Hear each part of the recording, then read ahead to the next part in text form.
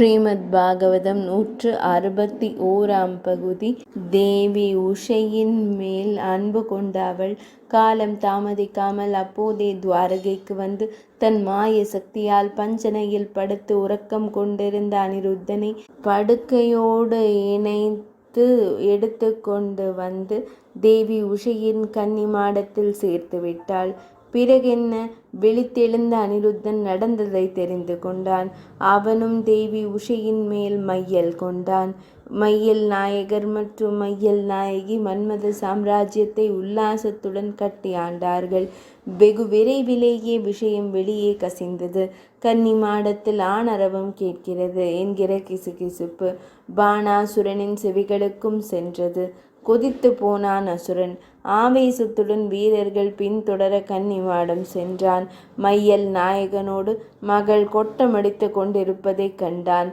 வீரர்களே, கன்னி மாடத்திற்குள் புகுந்துள்ள இந்த கயவனை பாதாள சிறையில் தள்ளி பூட்டுங்கள் என்று ஆணையிட்டான். அசுர வீரர்கள் அனிருத்தனை நெருங்க ஆயுதம் இல்லாமலே அனைவரையும் அவன் அடித்து நொறுக்கினான். அவனுடைய வீரத்தை கண்ட பாணாசுரன் நாகாஸ்திரத்தால் அனிருத்தனை கட்டி சிறைப்படுத்தினான்.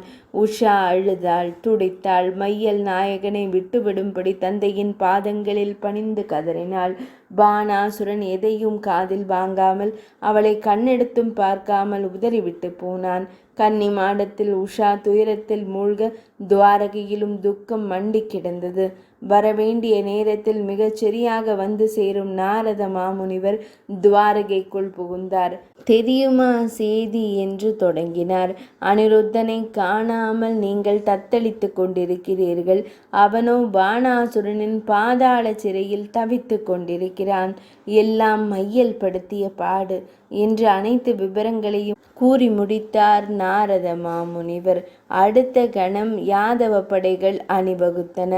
பாணாசுரனின் நகரம் நோக்கி பாய்ந்து சென்றன.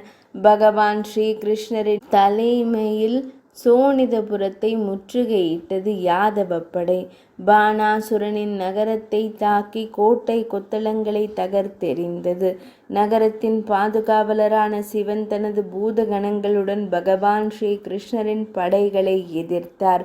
பாணாசுரனும் தனது அசுர படைகளுடன் வந்து யாதவர்களை தாக்கினான். 161 பகுதி இனிதே நிறைவடைந்தது.